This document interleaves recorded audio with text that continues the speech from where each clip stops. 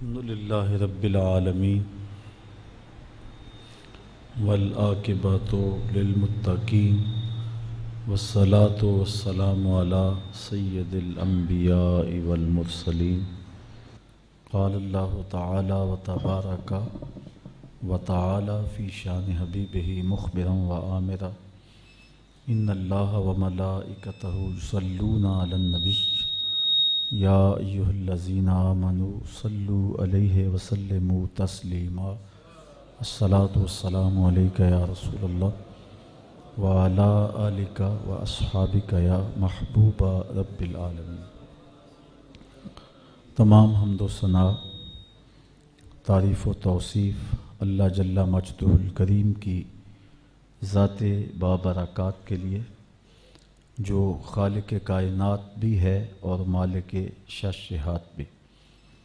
اللہ جل وعلا کی حمد و ثنا کے بعد رسول رحمت، شفیع معظم، نبی محتشم، حضور ختمی المرتبت صلی اللہ علیہ وسلم کے حضور ناز میں اپنی عقیدتوں، ارادتوں اور محبتوں کا خراج پیش کرنے کے بعد واجب الاحترام، ذوی الاحتشام، معزز، مکرم، محتشم سامعین، عالی مرتبت، ذی وقار علماء کرام، سامعین، خواتین و حضرات، منتظمین، اہالیان سیالکوٹ، السلام علیکم ورحمۃ اللہ وبرکاتہ۔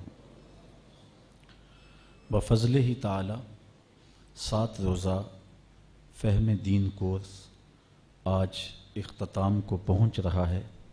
آج کا عنوان عشق و محبت کا عنوان ہے۔ عشق کسی سے بھی کیا جا سکتا ہے،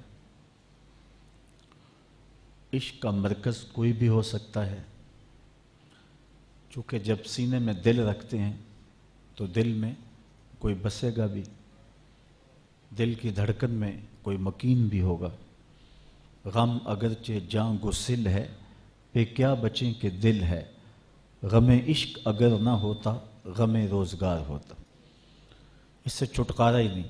اقبال نے بھی کہا تھا، شیشہ دہر میں مانند مے ناب ہے عشق، روح خورشید ہے خون رگ مہتاب ہے عشق، دل ہر ذرہ میں پوشیدہ ہے کسک اس کی، نور یہ وہ ہے کہ ہر شے میں ہے جھلک اس کی۔ تو سینے عشق سے خالی نہیں ہو سکتے۔ اب عشق کرنا ہے تو کس سے کریں؟ اس سے عشق نہ کریں، اتنا مشورہ ہے کہ اس سے عشق نہ کریں کہ جس کی محبت رول دے۔ عشق نے غالب نکما کر دیا، ورنہ ہم بھی آدمی تھے کام کے۔ کام کا آدمی نکما ہو جائے تو ایسا عشق کرنے کا فائدہ کیا ہے؟ وہ عشق کرو جو بلال کو رشک کمر بنا دے۔ محبت کرنی ہے تو اس سے کرو جو دنیا کے اوپر بھی بازو پکڑے، حشر کے دن بھی نہ چھوڑے۔ میں ایک سادی سی بات کہا کرتا ہوں، سویر سے لے کر شام تک سڑکوں پہ گھومنے والا شخص ہوں۔ یہاں فجر کے بعد روز آتا ہوں، اور دوپہر میری لاہور ہوتی ہے، اور شام گجرانوالہ کینٹ میں ہوتی ہے، اور رات میری لوہیاں والا میں ہوتی ہے۔ تو رمضان المبارک کے دنوں میں بھی میں گھومتا ہوں، اور عام ایام کے اندر تو ایک ٹانگ پنجاب کے ایک گوشے میں ہوتی ہے اور دوسری دوسرے کونے میں۔ تو میں اکثر گاڑیوں کے پیچھے لکھے ہوئے جملے پڑھتا ہوں، نظر سے گزرتے ہیں، کچھ اداس کر دیتے ہیں، کچھ دکھی کر دیتے ہیں۔ تو بعض گاڑیوں کے پیچھے لکھا ہوتا ہے صنم بے وفا۔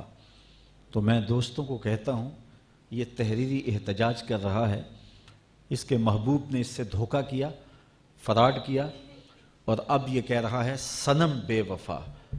تو میں کہتا ہوں، کوئی سے بتائے کہ پیار کرنا تھا تو اس سے کرتا جو حشر کے دن بھی وفا کی ریت نبھانا جانتا ہے، جو ہاتھ پکڑتا ہے تو پھر چھوڑتا نہیں ہے۔ یہ شکایت نہیں ہوگی کہ اس نے مجھے چھوڑ دیا، بلکہ دنیا کو کہے گا، آؤ اس محبوب کے دامن میں لپٹ جاؤ، یہ لاج نبھانا جانتے ہیں۔ ایک شخص حضور کی خدمت میں حاضر ہوتا ہے اور عرض کرتا ہے متی الساعہ یا رسول اللہ، حضور قیامت کب آئے گی؟ تو پوچھا ما اعددت لہا، تو نے اس کے لیے تیاری کیا کی؟ تو اس نے کہا کہ میں کثرت صوم کی، کثرت صلاۃ کی بات نہیں کرتا، اگرچہ یہ سب کچھ اس کے دامن میں تھا تو ناز اس پہ نہیں کیا، کہا میں اللہ اور اس کے رسول سے پیار کرتا ہوں۔ تو حضور علیہ السلام نے فرمایا آدمی جس سے پیار کرے کل قیامت کے دن اسی کے ساتھ اٹھایا جائے گا۔ صحابہ کہتے ہیں کہ ایمان لانے کے بعد ہمیں سب سے زیادہ خوشی اس بات کی ہوئی، اس لیے کہ ہم رسول اللہ سے پیار کرتے ہیں اور رسول اللہ کے ساتھیوں سے پیار کرتے ہیں، تو ہمیں سب سے زیادہ خوشی اس بات کی ہوئی کہ حشر کے دن ہم حضور کے ساتھ اٹھائے جائیں گے۔ تو محبت کا ربط اور رشتہ اور تعلق ان سے قائم کرو جن کی محبت آدمی کو نکمہ نہیں کرتی بلکہ نکموں کو بھی کام کا بنا دیتی ہے، جن کو کوئی پوچھتا نہیں تھا اور جن کو یہ بھی معاشرہ حق نہیں دیتا تھا کہ وہ ساتھ بیٹھ کے کھانا بھی کھا لیں، اور جن کو ساتھ بٹھانے اور ساتھ چلنے کے قابل نہیں سمجھا جاتا تھا، پھر حضور علیہ السلام کی محبت کا جوہر نصیب ہوا تو امیر المومنین حضرت بلال کا استقبال کرنے کے لیے کھڑے ہیں، اور جب بلال آئے تو کالے رنگ کا ہاتھ چوم کے آنکھوں سے لگاتے ہیں اور کہتے ہیں یا بلال انت سیدنا، بلال لوگ تجھے غلام کہیں ان کی مرضی، میرا تو آقا لگتا ہے نا۔ تو یہ وہ محبت ہے جو پست کو بالا کر دیتی اور پستیوں سے اٹھا کر کے بلندیوں تک پہنچا دیتی۔ تو ہم نے اپنے دل کا رشتہ اور ربط اس آقا سے جوڑنا ہے تاکہ ہم پستیوں سے نکل کر کے بلندیوں کی طرف فائز المرام ہو جائیں۔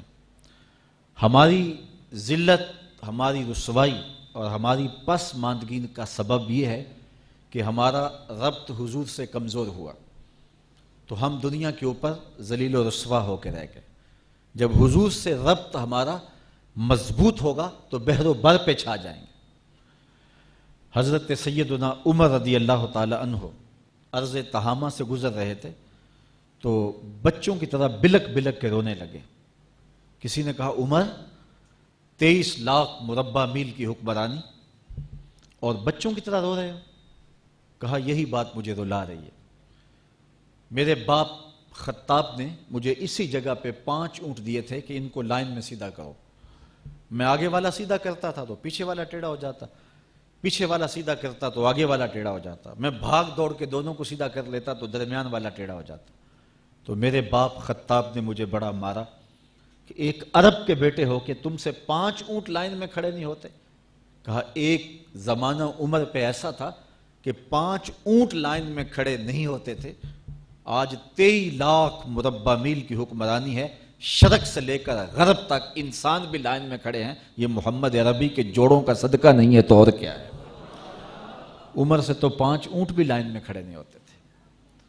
تو ساری عزتیں ہمیں نصیب ہوئی ہیں تو حضور کی دہلیز سے نصیب ہوئی، اور آج بھی اگر ہم ان عظمت رفتہ کو پانا چاہتے ہیں، ہم انہی کمالات کو پانا چاہتے ہیں، تو ہم پھر حضور کی دہلیز پہ آنا ہوگا۔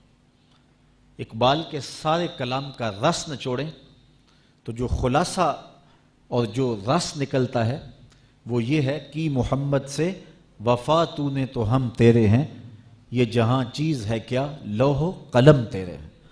اقبال کہتا ہے حضور سے وفا کرو تو پھر لوح بھی تمہارے ہاتھ میں پکڑا دیں گے، قلم بھی تمہیں دے دیں گے، تم جو چاہو گے لکھ لو گے، پھر تمہاری تقدیر کے فیصلے واشنگٹن میں نہیں ہوں گے بلکہ خدا بندے سے خود پوچھے گا بتا تیری رضا کیا ہے۔ شرط یہ ہے کہ وفا کا رشتہ حضور کی ذات سے مستحکم ہو جائے، اور ہم نے اس رشتے کو مضبوط کرنا ہے۔ ہمارے ہاتھوں سے اس دامن کو چھڑانے کے لیے دیدہ اور نادیدہ کوششیں کی گئیں تاکہ ہمارا ربط حضور سے کمزور ہو جائے۔ شاعر مشرق، نقاد مغرب، ترجمان حقیقت اور حکیم الامت علامہ اقبال علیہ رحمہ، جس نے اس امت کا مرض بھی دریافت کیا اور اس کا علاج بھی بتایا، وہ فرماتے ہیں عہد ما مارا زماد بیگانہ کر، از جمال مصطفیٰ بیگانہ کر. ہمارے عہد نے، ہمارے عصر رواں نے ہمارے ساتھ جو زیادتی کی وہ یہ ہے کہ ہمیں ہم سے دور کر دیا، اس لیے کہ ہمیں ذات رسالت مآب صلی اللہ علیہ وسلم سے دور کر دیا. ہمیں حضور علیہ السلام کی ذات کے حوالے میں نزاع میں مبتلا کر دیا. اور یہ کتنی بدبختی ہے کہ امتی بیٹھ کے نبی کا علم تول رہے ہیں. یہ کہتا ہے سیر ہے، دوسرا کہتا ہے سوا سیر ہے، تیسرا کہہ رہا ہے ایک چھٹانک اور ڈال لو. کس کو تول رہے ہو؟ شرم نہیں آتی؟ سونار کے چھوٹے سے ترازو پہ رتی اور ماشے کا حساب تو ہو سکتا ہے، منوں اور ٹنوں کا حساب تو نہیں ہو سکتا. عقل کے ترازو پہ مجھے شوق آئے تو میں آپ کو تول لوں، آپ کو شوق آ جائے چلو مجھے تول لو، لیکن جو نبیوں کا بھی امام ہو بھلا اسے تولا جا سکتا ہے؟ میں تو اپنے سیدھے لہجے میں کہا کرتا ہوں، ڈٹھے ورق قرآن دے پھول سارے، تیری شان جیا نہیں کوئی ہور ڈٹھا، تیری شان دا کرے مقابلہ جیڑا انہوں عاشقاں اصلی چور ڈٹھا. کوئی نور آکھے کوئی بشر آکھے، پیندا رات دنے ایہو شور ڈٹھا. اللہ والیاں گل مکا دیتی تساں ہور ڈٹھا اساں ہور ڈٹھا. تم نے حلیمہ کی بکریوں کے پیچھے پیچھے دیکھا ہے، سدرہ پر جبریل کے آگے آگے نہیں دیکھا. اور اقبال کہتا ہے تو نے یوسف کو کنویں میں دیکھا تو کیا دیکھا. ارے ناداں جو مطلق تھا مقید کر دیا تو نے. تو ابھی تک کنان کے کنویں میں ڈھونڈ رہا ہے، وہ مصر کے تخت کا مالک بھی بنا ہوا ہے. تو اللہ وسعت نظر دے دے اور اللہ ادب نصیب فرما دے. میرے والد گرامی اللہ ان کی قبر پہ کروڑوں رحمتوں کا نزول کرے. فرمایا کرتے تھے یار نبی تو بہت بلند اور عظیم المرتبت ہستی ہے، اور لوگ نزاع کھڑا کر کے بیٹھ گئے اور ان کو تولنے لگے. کبھی علم کو تولتے ہیں، کبھی نظر کو تولتے ہیں، کبھی کمالات اور اختیارات کا وزن کرتے ہیں. فرمایا کرتے تھے کہ نبی تو نبی رہا، نبی کے غلام کی بننے والی بیوی حور جب میاں بیوی گھر میں الجھتے ہیں تو وہ جنت سے دیکھتی بھی ہے، سنتی بھی ہے اور آواز بھی دیتی ہے، قاتلک اللہ، تیری خرابی ہو، اسے کیوں تنگ کرتی ہے، یہ تو تھوڑے دن تیرے پاس مہمان ہے، یہ تو میرا شوہر ہے. کہاں سے دیکھتی ہے؟ جنت سے. اور جنت کہاں ہے؟ سدرہ سے آگے. اور وہاں سے حور دیکھتی ہے. بزرگوں کے یہ لفظ ہوتے تھے کہ حور کون ہے؟ میرے نبی کے غلام کی بننے والی بیوی. تو فرمایا کرتے تھے نبی کے غلام کی بننے والی بیوی کی نگاہوں کا یہ کمال ہے کہ وہ جنت سے دیکھتی ہے. یارو مدینہ تو دور ہی نہیں ہے. تو بدبختی ہوتی ہے کسی شخص کی کہ وہ اپنے عقل کے ترازو پہ نبیوں کو تولنے لگ جائے. یہ ہمارے ساتھ اقبال کہتا ہے جو ظلم کیا ہے وہ یہ کیا ہے کہ ہمیں ہم سے بیگانہ کر دیا. یار کوئی بیٹا باپ کو تولنے لگے اور کہے کہ میرے باپ کے پاس یہ بھی نہیں، یہ بھی نہیں، یہ بھی نہیں، تو مجھے بتاؤ کہ باپ کی نظر شفقت سے محروم نہیں ہو جائے گا؟ اور امتی تولنے لگے نبی کو تو اس کے پلے کچھ رہے گا؟ اعظم چشتی کا لہجہ تو سادہ ہے لیکن بڑا دل نشین ہے. وہ کہتا ہے یار نو میلی اکھ نہ ویکھی نہیں تا مرسیں کافر ہو گئے. تیرے پلے کچھ بھی نہیں رہے گا اگر وہاں تیری آنکھ کا جو ہے وہ گوشہ بھی بھٹک گیا تو تیرے پلے کچھ نہیں رہے گا. یہاں تو سانس بھی احتیاط سے لیا جاتا ہے. یہ اتنی نازک بارگاہ ہے. عزت بخاری کا شعر ہے، اقبال نے اپنے کلام میں درج کیا، ادب گاہیست زیر آسماں از عرش نازک تر، نفس گم کردہ می آئے جنید و با یزید اینجا.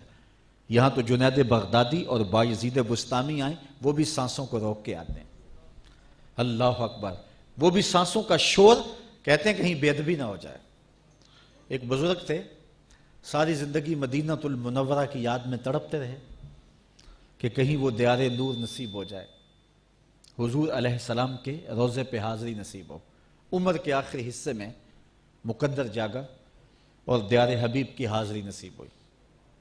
تلامذہ مریدین کا حلقہ ساتھ تھا اور قدم قدم پہ آنسو ٹپکتے ہیں. اللہ آپ کو نصیب کرے. جب یہ آپ کو معلوم ہوتا ہے کہ میرا ویزا لگ گیا ہے تو پھر آنسو نہیں تھمتے. پھر ہر دن اور ہر لمحہ اور ہر سانس ایک مہک لیے ہوئے طلوع ہوتی ہے، ایک عجیب کیفیت ہوتی ہے۔ تو پھر قدم قدم پہ آنسو، وارفتگی، کیفیات کا جہاں، جب حضور کے شہر نور میں پہنچتے ہیں اور روضہ انور کے پاس جاتے ہیں، مواجہ شریف کے روبرو حاضر ہوتے ہیں، تو چند لمحوں کے لیے رکے اور آگے بڑھ گئے۔ تلامذہ اور مریدین کا خیال کچھ اور تھا کہ عمر بھر کی حسرتیں ہیں، کتنے دکھڑے ہیں جن کی گٹھڑی باندھ کے لائے ہیں، حضور کے سامنے رکھیں گے تو پتہ نہیں کتنا وقت لگ جائے گا، لیکن یہ چند لمحے رکے اور آگے بڑھ گئے۔ مریدین کی توقع کچھ اور تھی، انہیں حیرت ہوئی۔ ہر شخص کی کیفیت اپنی ہوتی ہے۔ ایک کیفیت یہ بھی ہے کہ ایک بوڑھا حضور کے روضہ انور کے قریب سے گزرنے لگا تو اپنے بڑھاپے کو آواز دیتا ہے، پکارتا ہے کہ اے بڑھاپے، تو نے مجھے کہاں کہاں نہیں گرایا اور میرے ساتھ کیا کیا ستم نہیں ڈھائے، آج تو کہاں چلا گیا ہے؟ اے ذوف مدد کر، در احمد پہ گرا دے، دربان کہیں اٹھ، کہوں اٹھا نہیں جاتا۔ تو ایک کیفیت یہ بھی ہے، لیکن اس کی کیفیت نرالی تھی کہ 2 لمحوں کے لیے رکے اور آگے بڑھ گئے۔ خیر، تلامذہ نے، مریدین نے پوچھا، حضرت بات سمجھ میں نہیں آئی، ہمارا خیال تھا کہ بچپن سے سلگتے ہوئے، روتے ہوئے اور مدینے کے انتظار میں تڑپتے ہوئے زندگی گزری، تو آج موقع آیا ہے تو دل کی حسرتیں نکالیں گے، پتہ نہیں کتنی گٹھلیاں باندھ کے لائے ہیں دکھوں کی جو حضور کے سامنے کھولیں گے۔ لیکن ظہوری کہتا ہے، دکھ درد کے ماروں کو غم یاد نہیں رہتے، جب سامنے آنکھوں کے غم خار نظر آئے۔ اور ایک شاعر بولا، یہ الگ بات ہے کہ تم آئے ہو تو کوئی نہیں، ورنہ درد تو یہاں ہزار رہتے ہیں۔ تو کہا حضرت سمجھ نہیں آئی، تو فرمانے لگے تم نے اب پوچھ لیا تو سنو، میں نے سانس روکنے کی مشق کی ہوئی تھی، جتنی دیر تک سانس رکا رہا حضور کے روبرو کھڑا رہا، جب سانس چلنے لگا تو میں آگے بڑھ گیا، کہیں سانسوں کا شور بے ادبی نہ بن جائے۔ محبت والوں کے تو یہ انداز ہوا کرتے ہیں، پیار والوں کے تو یہ طریقے ہوتے ہیں۔ اور کہاں کہ ترازو گاڑے جا رہے ہیں اور اس کو تولا جا رہا ہے جو تولا نہیں جا سکتا، اس کو ناپا جا رہا ہے جو ناپا نہیں جا سکتا۔ تو محبتوں کا فقدان ہو گیا اور سینے سے وہ نور چھن گیا اور نقصان ہو گیا۔ آئیے دوبارہ سے اس پیار کی جوت کو جگائیں اور حضور سے تعلق کو مضبوط کریں۔ ایسے لوگوں کی طرف ٹیڑھی نظر سے بھی نہ دیکھیں، لٹ جائیں گے، کچھ پلے نہیں رہے گا۔ حضور علیہ السلام کے حوالے سے انتہائی حساس ہو جائیں اور اپنے آقا و مولا کے ساتھ بلا مشروط محبت کریں، اور حضور علیہ السلام سے الفت کا ربط اور رشتہ ایسا جوڑ لیں جو لازوال ہو اور کبھی ٹوٹنے نہ پائے۔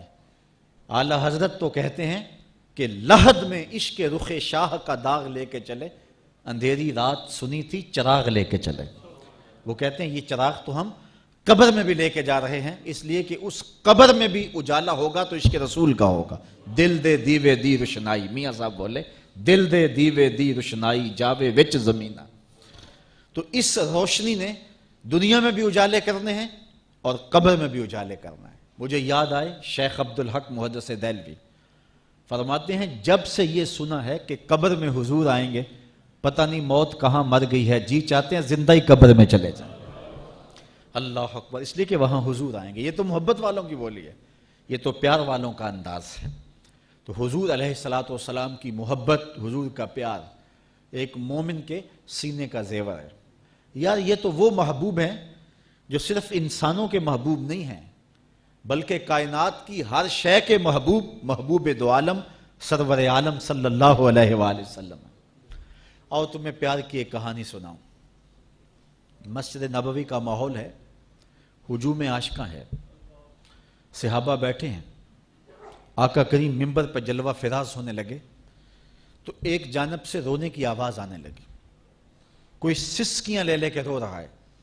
صحابہ دائیں بائیں دیکھا لیکن رونے والا نظر نہیں آیا، اور صحابہ حیرت میں مبتلا ہیں کہ رونے والے کی کیفیت یہ ہے کناقۃ الخلوج، جس طرح اونٹنی کا بچہ بچھڑ گیا ہو تو وہ اونٹنی چیختی ہے، اس طرح رونے والا اس درد سے روتا ہے، دائیں بائیں دیکھتے ہیں رونے والا نظر بھی نہیں آتا۔ فنزل النبی صلی اللہ علیہ وسلم عن المنبر، حضور ممبر سے نیچے تشریف لاتے ہیں، ایک سمجھ چل دیے، کھجور کا ایک خشک تنا پڑا ہوا تھا، حضور علیہ السلام نے اس پر دست برکت اور دست شفقت پھیرنا شروع کر دیا اور اس کی گھگی بند گئی۔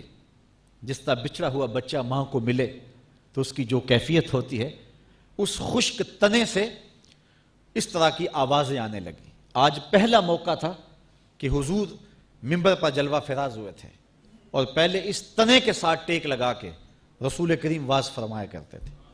منبر بنایا گیا تو اس کو ایک طرف رکھ دیا گیا اور یہ حضور کی جدائی کا صدمہ برداشت نہ کر سکا اور ایسے روتا تھا جس طرح بچے بلک کے روتے ہیں، یہ اونٹنی بچہ گم کر بیٹھتی ہے تو وہ روتی ہے۔ تو حضور علیہ السلام نے اس کو اپنی آغوش میں لے لیا اور اس کو تسلی دیتے رہے، آہستہ آہستہ اس کی آواز تھمی۔ پھر حضور دوبارہ منبر پہ تشریف لائے اور آقا کریم نے صحابہ کے چہروں پر استعجاب دیکھا، حیرت میں ڈوبے ہوئے تھے، یہ کیا منظر ہوا کہ ایک درخت رو رہا ہے؟ تو آقا کریم علیہ السلام فرمانے لگے، لو لم افعل ہاکذا لہن الی یوم القیامہ، اے صحابہ اگر منبر سے اتر کے اپنے عاشق زار کو یوں تسلی نہ دیتا تو یہ قیامت تک روتا رہتا۔ حضرت محمد بن سیرین رضی اللہ تعالیٰ عنہ تابعی ہیں، وہ اس حدیث کو بیان کیا کرتے تھے اور پھر زاروں کے تار روتے اور کہتے یار حضور کا پیار تو درختوں کے کلیجے میں رکھا ہے اور ہم تو سینے میں دھڑکتے ہوا دل رکھتے ہیں، تو ہماری کیفیت کیا ہونی چاہیے اور ہماری محبت کا عالم کیا ہونا چاہیے۔ مسند امام احمد میں ہے کہ حضور کے گھر میں ایک پرندہ تھا، ایک ممولہ تھا۔ آقا کریم جب باہر تشریف لے جاتے تو وہ کسی جو ہے وہ کونے میں ٹک کے نہ بیٹھتا، کبھی اندر کبھی باہر، کبھی چھت پہ کبھی اوپر کبھی نیچے۔ اور آقا کریم جب دوبارہ گھر میں تشریف لاتے فساکنا تو اس کے دکھی دل کو قرار آ جاتا، وہ ایک گوشے میں بیٹھ کے حضور کی زیارت کیا کرتا۔ یار درختوں میں تو پھر بھی حص ہے، پرندے تو پھر بھی جان رکھتے ہیں، آؤ تمہیں کہانی سناؤں کہ حضور علیہ السلام احد پہاڑ کی چھاتی پہ قدم رکھتے ہیں تو وہ بھی جھومنا شروع کر دیتا۔ تو احد کے کلیجے میں بھی حضور کا پیار رکھا ہے، پتھروں میں بھی حضور کی محبت رکھی گئی ہے۔ تو جب پتھر حضور سے پیار کریں، درخت حضور سے پیار کریں، جانور حضور سے پیار کریں، پوری کائنات کا ذرہ ذرہ مصطفیٰ پہ فدا ہو، تو ہم تو حضور کے غلام ہیں، تو کیا ہم حضور کا نام سن کے سینے میں ٹھنڈک محسوس نہ کریں اور جھوم نہ جائیں اور ہمارے لیے یہ مضمون اور یہ عنوان محبوب اور مرغوب نہ ہو؟ ہماری تو زندگی کا سرمایہ حضور کا پیار ہے، ہم تو جئیں گے تو حضور کے لیے، ہم تو مریں گے تو حضور کے لیے، اور ہماری دنیا بھی حضور ہے، ہمارا دین بھی حضور ہے۔ مولانا ظفر علی خان نے کیا خوب جملہ کہہ دیا، ہم جس میں بس رہے ہیں وہ دنیا تم ہی تو ہو۔ ہماری تو کل کائنات ہی رسول اللہ کی ذات ہے، اور اگر حضور علیہ السلام سے ہم الگ ہوتے ہیں تو اگر ایک الگ ہو جائے تو سینکڑوں بھی زیرو ہوں تو وہ زیرو ہوتے ہیں، لیکن اگر ایک ساتھ ہو تو وہ زیرو بھی قدر و قیمت کے حامل ہوتے ہیں۔ ہم کچھ نہیں ہے، ہماری قیمت ہے تو حضور کے نام سے ہے، اور جب تک ہم حضور کے ساتھ رہیں گے تو ہم زیرو بھی ہیرو ہوں گے، اور اگر حضور علیہ السلام سے تعلق کمزور ہوگا تو پھر ہماری قیمت گرتی چلی جائے گی۔ تو ہمارا سارا وزن اور ہماری ساری قیمت حضور علیہ السلام کے نام سے ہے۔ اقبال نے یہ خلاصہ بیان کیا کہ اگر تم پست کو بالا کرنا چاہتے ہو اور اگر تم پستیوں کو بلندیاں دکھانا چاہتے ہو تو ایک ہی نسخہ ہے، اور یہ نسخہ کیمیا ہے کہ حضور علیہ السلام کے ساتھ جڑ جاؤ تو زمانے میں سرخود ہو جاؤ گے اور کامیاب ہو جاؤ گے۔ اور جو لوگ حضور علیہ السلام کے ساتھ وابستہ ہوئے پھر انہوں نے عزتیں پائی۔ آپ سے ایک سادہ سوال پوچھتا ہوں کہ جب میرے حضور تشریف لائے تو زمانے کے خاقان کا نام کیا تھا؟ عالی مرتبت علماء کرام جو تاریخ کا گہرا مطالعہ رکھتے ہیں تو ان کی نظر میں اور ان کے ذہن مبارک میں وہ نام ہو تو ہو، ورنہ ہم سب قاصر ہوں گے کہ اس دور کے خاقان کا نام کیا تھا۔ اگر میں پوچھوں کہ اس دور کے کیسر کا نام کیا تھا تو اس کا جواب بھی مشکل ہوگا۔ علماء کرام کے علاوہ جواب دینا ہمارے بس میں نہیں ہوگا۔ اگر میں کہوں کہ اس دور کے کسرا کا نام کیا تھا تو بہت تھوڑے لوگ جانتے ہوں گے، یہ اس دور کا اوباما تھا، لیکن اس حال میں اور اوپر دو حالوں میں اور اس سے پچھلے حال میں اور باہر تاحد نظر لوگ جو بیٹھے ہیں تو شاید انگلیوں پہ گنے جا سکیں جو بتائیں کہ اس دور کے کسرا کا نام کیا تھا، جبکہ اس دور کا جو ہے وہ اوباما تھا۔ لیکن میں اگر یہ سوال کروں کہ مجھے بتاؤ کہ میرے رسول کے مؤذن کا نام کیا تھا، تو ایک ایک بچہ اٹھ کے بلال حبشی کے نام کا نعرہ لگائے گا کہ نہیں لگائے گا؟ تو پھر وزن تو ہے حضور کے ساتھ، نام تو ہے حضور کے ساتھ۔ پھر آئیے اقبال کا پھر لہجہ دیکھیے، اقبال یہ کس کے عشق کا فیض عام ہے، رومی فنا ہوا حبشی کو دوام ہے۔ رومی مٹ گیا اور حبشی وہاں چلا گیا جہاں شہنشاہ روم بھی نہیں پہنچ سکا ہے۔ آج بھی دلوں پہ حکومت بلال حبشی کی ہے۔ بلال کا کالا رنگ حوروں کے ماتھوں پہ تلک لگا کے سجایا گیا ہے، اور رومی کا نام بھی مٹ گیا، اس کا نشان بھی مٹ گیا۔ اگر چاہتے ہو کہ لازوال ہو جائیں، اگر چاہتے ہو کہ امر ہو جائیں، اگر چاہتے ہو کہ نام بھی نہ مٹے اور ذکر بھی نہ مٹے، تو آؤ حضور کے نام پہ قربان ہو جاؤ۔ حضور کے نام پہ قربان ہونے جانے والا امر ہو جاتا ہے اور زمانہ اس کا نام نہیں بھولتا۔ یار ایک منڈا تھا، اس کو جانتا کوئی نہیں تھا۔ میں نے اس کے محلے کے لوگوں سے پوچھا ہے، چند اس کے جو قربت والے لوگ تھے اور وہ جانتے تھے، وہ کہتے ہیں بچپن میں باہر نکل گیا اور ہمیں نہیں پتا کہ اس نام کا لڑکا بھی ہے۔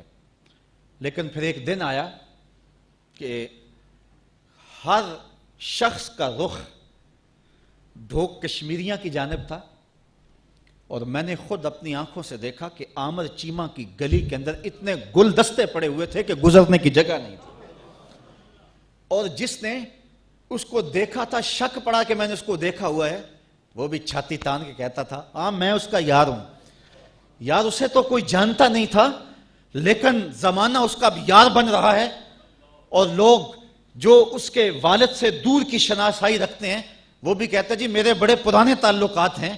یہ تعلقات کیسے جاگے اور یہ کس طرح شناسائی ہوئی؟ یہ صرف ایک ہی نام ہے، اور وہ نام ہے میرے محمد عربی صلی اللہ علیہ وسلم۔ اللہ اکبر، یا رسول اللہ۔ نہیں تو لاہور کے کوچائے چابک سواراں کی کہانی سن لو۔ بیٹا لوہاروں کا ہے اور دکان پہ ٹھک ٹھک کرتا ہے اور اسے کوئی گلی میں بھی نہیں جانتا، اور پھر ایک دن آیا وہ زمانے کے سینوں کے اندر دھک دھک کرنے لگا۔ امیر ملت پیر جماعت علی شاہ رحمۃ اللہ تعالی، اس زمانے میں جن کے 1,00,000 مریدین تھے، کوئی معمولی نام نہیں ہے امیر ملت علیہ رحمہ کا۔ امیر ملت جنازے میں شامل ہوئے، غازی علم الدین لوگوں کے کندھوں پہ جا رہا تھا اور امیر ملت کی آنکھوں میں آنسو تھے، اور کہنے لگے لوگوں میں نے بڑے بڑے بادشاہوں کی کہانیاں سنی ہیں، میرے دل میں کبھی امنگ نہیں جاگی کہ میں فلاں بادشاہ ہوتا۔ فقیر خود شہنشاہ ہوتا ہے۔ کہا بڑے بڑے پہلوانوں کے تذکرے پڑے ہیں، میرے دل میں یہ آرزو نہیں جاگی کہ فلاں پہلوان میں ہوتا۔ فرمان لگے ہاں ہاں میں نے بڑے بڑے ولیوں کے تذکرے پڑے ہیں، میرے دل میں یہ تمنا بھی نہیں ہوئی کہ فلاں ولی میں ہوتا۔ آج میرے دل میں رہ رہ کے خیال آ رہا ہے کاش آج اس چارپائی پہ میں ہوتا۔ میں نے خود اپنی آنکھوں سے غازی آمر چیمہ کے مزار کی پائنتی پر ایک سید زادے کو روتے ہوئے دیکھا ہے، اور وہ ساتھ کہہ رہا تھا ربا میں تینوں یہ نہیں کہنا مینوں آمر چیمہ بنا دے، مینوں یہ قدمہ دی مٹی ہی بنا دے۔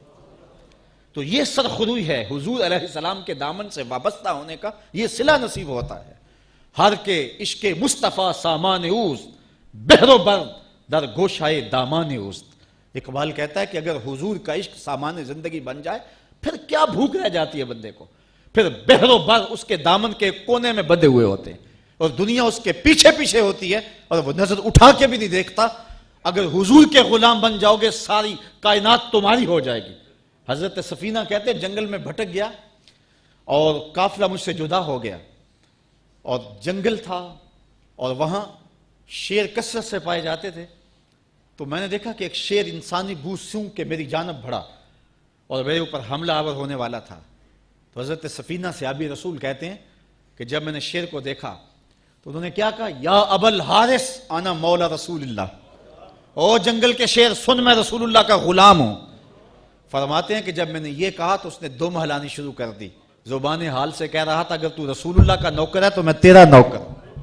اور وہ مجھے جنگل سے باہر چھوڑ کے آیا، اور کہتے ہیں جب میں رخصت ہو گیا تو وہ دم ہلا رہا تھا، گویا مجھے الوداع کہہ رہا ہے۔ تو اگر ہم پست سے بالا ہونا چاہتے ہیں تو ایک ہی سہارا ہے، ایک ہی نام ہے، اور وہ نام ہے مصطفیٰ جان رحمت کا، کہ ان سے وابستہ ہو کے اپنی پستیوں کو بلندیوں میں بدل دیں۔ ذرہ خاک ہم دوش ثریا ہو جاتا ہے اور پست بھی بالا ہو جاتا ہے، اور زمانہ اس کے پیچھے ہوتا ہے۔ ہماری تو زندگی حضور ہیں، ہمارا تو سب کچھ حضور ہیں، ہم جس میں بس رہے ہیں وہ دنیا تم ہی تو ہو، اور کائنات کا کل اثاثہ ہمارے لیے ذات رسالت ماب ہیں۔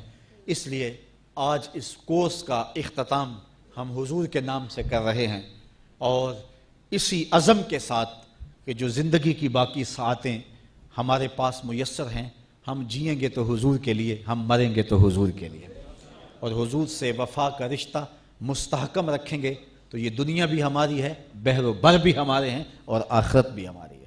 اگر آقا سے رشتہ کمزور ہوتا ہے تو پھر ہمارے پلے کچھ بھی نہیں بچتا، ہم کسی کام کے نہیں رہتے۔ تو ان کی نسبتوں نے ہماری زندگی کو سنوار دیا، اور زندگی کو نور دیا، اور زندگی کو جمال دیا۔ اللہ مجھے آپ کو اپنی رحمتوں اور کرم نوازیوں کا نور نصیب فرمائے۔ پورے 7 دن آپ تسلسل سے سنتے رہے اور میں بولتا رہا، درمیان میں وقفہ نہیں دیا آپ کو ایک نعرے کا بھی، لیکن آج عشق رسول کا عنوان ہے تو میں خود ایک نعرہ لگا لیتا ہوں تاکہ آپ کی ذوق کی آبیاری بھی ہو جائے۔